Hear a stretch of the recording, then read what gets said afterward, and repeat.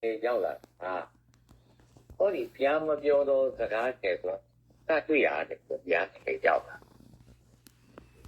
ဘုရားမပြောတော့စကားတယ်ကောသိပြောချင်တာပေါ့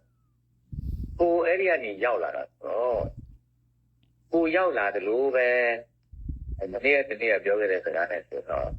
ကိုကဗုဒ္ဓဘာသာရဲ့အားရရာနေတော့ကိုကပြန်ပြီးတော့ဗုဒ္ဓဘာသာကိုပြန်တဲ့အဖြစ်ကြောက်ဖို့သာလမ်းလေးတလမ်းနဲ့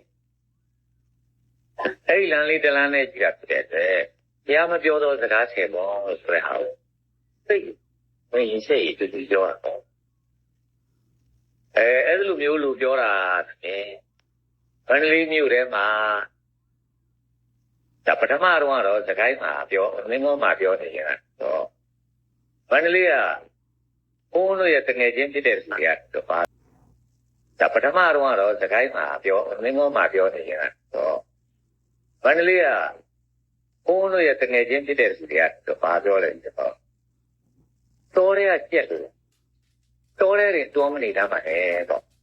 တကယ်ခုလက်ကြည့်ဗန္ဒလေးပေါ်လာတော့တာသူတို့ဒီလိုပြောတယ်ကအဲ့လိုပြောတော့ဟုတ်ဆိုပြောတာလေတကယ်တော့လို့ငါမန္တလေးကိုတရားဟောခြင်းလေတတ်တယ်အောင်ပါဖြန်းကျင်ပြီးခဲ့တဲ့တိတ္တာဘုံလေးပေါ်မှာတက်ပြီးတော့ဟောရတာဟောလို့ဆိုလေအဲ့လိုသိဖြစ်တာပေါ့သ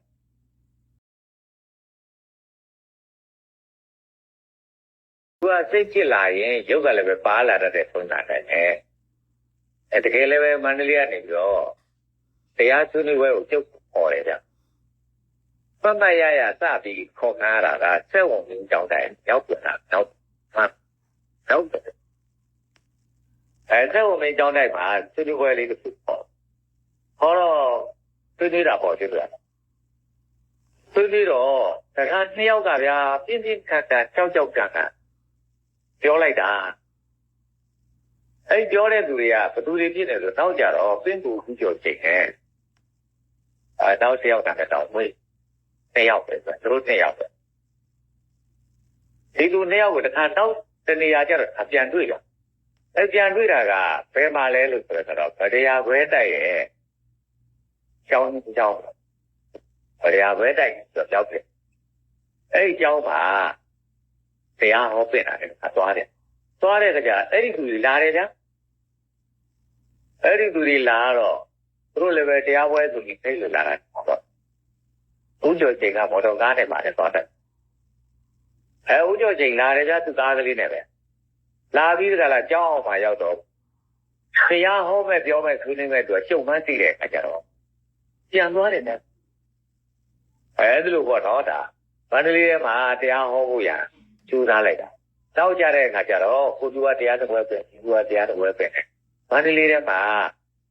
တောင်းပြန်ပဲကြုတ်ပြမဟုတ်ဘူးလေလို့ပြောမှာပါတောင်းပြန်ပြီးကြောက်ပြန်တယ်အဖြစ်ဖြစ်တော်ထက်ပြတရားဟော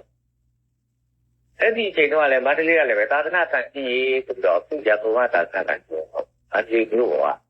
ကပဋိဝိဝရလို့ပြောကြတော့ဒီကဲသာသနာ့တန်အဲ့ဒီသာသနာ့တန်ကြီးကသာသနာတော်နဲ့ဗညီညွတ်ဘူးလို့ပြောရတဲ့တရားတွေကိုလိုက်ပြီးဆွေးနွေးတယ်အဲ့ဒါပါဆိုတချို့ဘုန်းကြီးတွေလည်းမိမနဲ့နေတဲ့ဘုန်းကြီးလည်းပဲဖမ်းဆွေးရတဲ့ဘုန်းကြီးတွေလည်းဖမ်းရဲတော်တဲ့ဘုန်းကြီးတွေလည်းဖမ်းတချင်းဆိုပြီးတရားဟောတဲ့ဘုန်းကြီးတွေလည်းဖမ်းတရားနဲ့လွဲတဲ့တရားတွေဟောတဲ့ဆိုတော့ဘုန်းကြီးတွေလည်းဖမ်းအဲ့ဒါလိုလုပ်တယ်ဥပမာခင်ဗျားတို့အားလုံးကြီးကြတဲ့ဉာဏီကညတော်ဆိုတာကပထမဆုံးသမာဓိကြည့်တာလည်းအဖိတ်ခံရတဲ့ကတာဉာဏီကမန္တလေးအစပိုင်းပဲဟောတယ်အောက်ပိုင်းမန္တလေးမှာသဘောရတယ်ဉာဏီကလည်းပဲအရင်ခံနေတော့တက်သေးတယ်ဒါပေမဲ့ဝိနည်းချသူကဆက်လို့လည်းမရကြဘူးနောက်တော့သူလည်းပြောရတာပေါ့လေမန္တလေးမှာတရားဟောဆရာဖြစ်တာမှတယ်ဟောမယ်သူဒီနယ်တွေပဲဟောတော့ပါပဲဉာဏီကတကယ်ကြော်ကြတဲ့အချိန်မှာနယ်တွေပဲဟောတာမန္တလေးမှာဟုတ်လို့ရအဲ့ဒါလိုပဲတခြားသမာဓိကတွေလည်းကျုပ်တို့သိတဲ့သမာဓိကတွေကိုသိခါတာပါတယ်ဥပမာဦးညင်သေးရဲ့တစ်ဖက်ဖြစ်တဲ့အရှင်နာယထလို့ပြောတဲ့တိုက်ကပုဂ္ဂိုလ်နောက်တစ်ခါမြင့်ငယ်စိတ်ကိုယ်တော်ဆိုတဲ့ဘုန်းကြီးသမာဓိကတွေလည်းသူတို့ပြောပေါ်ရွယ်သူတို့တွေလည်းပဲမန္တလေးကဘုန်းကြီးတွေကသူတို့တွေနဲ့ဝိုင်းဆိုတော့အပိဓာထဲပါတယ်လေသူ့ကိုတပတ်ထုတ်တယ်နောက်တာမျိုးကမဟုတ်တော့ပါဘူးဖြစ်တာအဲ့ဒီလိုမျိုးလို့ကျတို့ကလည်းအဲ့ဒီချိန်မှာစတရားဟောတာ သူတို့ကဘာဟောတယ်လဲလို့ဆိုတော့တရားသေးပြီးနောက်ဖြစ်တယ်ဆိုတဲ့အယူကိုမြတ်စွာဘုရားမယူဘူးတရားသေးပြီးနောက်ဖြစ်တယ်ဆိုတဲ့အယူကိုတရားဓမ္မတို့ပြန်ကြတယ်တရားသေးပြီးနောက်မဖြစ်ဘူးဆိုတဲ့အယူကိုမြတ်စွာဘုရားအင်္ဂလိပ်တရားဓမ္မတို့မယူကြနဲ့ဘာဖြစ်လို့တရားသေးပြီးနောက်မဖြစ်ဘူးဆိုတဲ့အယူဖြစ်တယ်ဆိုတဲ့အယူကိုမယူရမှာလဲသိဒါမြတ်စွာဘုရားတားတယ်သူတို့လည်းဒီပါဠိတော်ကိုအားကိုးပြီးတော့သတော်တော်ကျွတ်တို့ဟောတော့သတော်တော်ဟောတာကိုဘုန်းကြီးများလည်းပဲသုံးတော့ဘုန်းကြီးများလည်းပြီးတာဝိုင်းပြီးတော့ဒါတော့ညပြီမလို့ကျွတ်တို့ပြည့်ပြည့်နေတာအဲ့ဒါလိုပဲဝိုင်းပြီးကျွတ်တို့လာပြီးချုပ်တဲ့ဖြစ်ပြောင်းနောက်ဆုံးကြတော့ကျွတ်တို့နိဗ္ဗာန်အကြောင်းဟောတဲ့တရားကျိုးတွေလေးတို့ဒီတရားကျိုးတွေသူကျင်တဲ့သူတယောက်ကမန္တလေးမြို့ကချယ်ရီလေးတာကွယ်ဆိုတာဦးတဲ့အခါကျတော့ဒီမှာကျိုးတွေကိုကျူးနေတယ်ဦးတဲ့အတန်ကိုဖောင်းနဲ့တက်ရပြင်ပလမ်းပေါ်ကိုထုတ်တာတော့ဒီသားလမ်းပေါ်မှာကြားနေတာဆိုတော့လမ်းပေါ်ကသွားတဲ့သူကရပ်ပြီးသားတော့နောက်တစ်ယောက်ကလည်းရပ်ပြီးသားတော့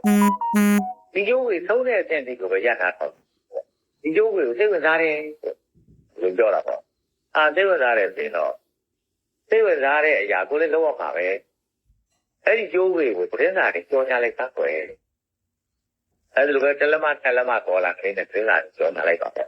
အဲ့ဒါလိုပဲကျင်းနေတဲ့ဆရာတော်ဟောတဲ့ဆရာကျိုးတွေညာ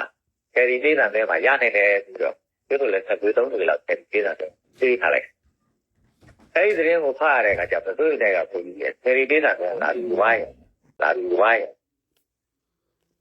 ပြီးအဲ့ဒီကျိုးကိုပေးရမယ်သေးတာနဲ့လည်းပေးလိုက်ရကြတာပေါ့အဲ့ဒီကျိုးကိုသူတို့ယူသွားတယ်ဗျာယူသွားပြီးအပြစ်ချကြတာပေါ့အပြစ်ကတစ်ဆက်မှမတွေ့လို့အပြစ်ကျုပ်တို့ဒီဘိုးကိုတင်လို့မရဘူးပြောကြတယ်ဆိုလိုတာတော့ကျုပ်တို့ဟောပြောနေတဲ့တရားကျိုးတွေကိုဘလို့မှသူတို့အပြစ်မတင်နိုင်ခဲ့ဘူးလို့ပြောရမှာပေါ့ဒီနေ့တော့စင်စင်တင်တောင်ကိုခွန်ကြီးနှစ်ပါးရောက်လာအခုလိုအချိန်ကြော်ကလေးပဲတဏှာကြီးလောက်ကလေးမှရောက်လာပြီဆိုတောင်ပေါ်ကိုတဲ့တညလောက်အိပ်ပြရစီကြားတဲ့အိပ်ပါလို့တို့ကဘယ်ရတော့ဆိုတော့တို့ဘယ်ရပါနဲ့သူ့ရဲ့ပြောတာပေါ့ဒါလို့တို့တရားတွေဘာလုပ်ကြတော့ဘာတွေများဝါဒနာပါတော့ဆိုတို့ကတရားတွေလည်းပြောတယ်ကျုပ်ကလည်းပြောတယ်ကျုပ်ကလည်းပြောလိုက်တာလေညနေ3နာရီထိုး4နာရီထိုးပြီးရောက်သွားပြီတရားတွေပြောတယ်4နာရီထိုးလောက်ရောက်တဲ့အခါကျတို့ကပြန်ကျင်းသွားပြီတဲ့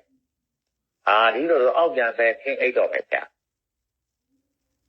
ကိုတို့ကညအိပ်ပဲပြောလို့မလို့ဒီတော့ပြောတဲ့စကားအကုန်တော်ပြောသေးဘူးညအတွက်ပါချန်ထားတာကျုပ်ကလည်းပြောလိုက်နောက်ကြတော့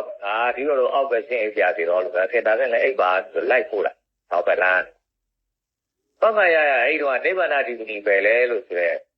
ရေးထားတဲ့စာအုပ်ကလေးကတိုက်ပနဲ့ရိုက်ထားပြီးတော့သေရတော့ဖုံးလေးနဲ့ကျုပ်ကိုပိုင်ဆိုတော့လောက်ထားတယ်ကဲပါလို့စကားပြောလို့လည်းမဝသေးဘူးတို့တော့ပြန်တော့ပဲဆိုတော့ဟောဒီစာအုပ်ကလေးကိုတို့ဖတ်ရအောင်ခဏပေးလိုက်တယ်လို့ဖတ်ပြီးရင်တော့ဒီလိုကြီးပြန်ပို့တော့လို့အမိုးပါပဲတဲ့အဲ့ဒါယူသွားဆိုပြီးတော့ပေးလိုက်နောက်ကြတော့ပြန်ကြားတာကမန္တလေးသာသနာ့တန်ရှင်ရဟန်းမျိုးရဲ့အဖွဲ့အမှာတို့အဲ့ကြောက်ကဘုန်းကြီးတစ်ပါးဆိုတော့မလေးအဲ့ဒီသူတွေကကိုတော့ဒီအကောင်းလာတာမဟုတ်ဘူးကြတယ်ကိုတော့ရိုက်ချိုးလို့လာတာတဲ့ရံဖြစ်ပြီးတော့တရားညင်းပြီးကြလားမှားတယ်ဆိုရင်အခါရရိုက်ချိုးပြဘယ်သူလဲလို့ဆိုတော့ရေဝဒဆိုတာဟိုတရားရေးကာလတော့သူဖတ်ခံရဘူးဆိုတော့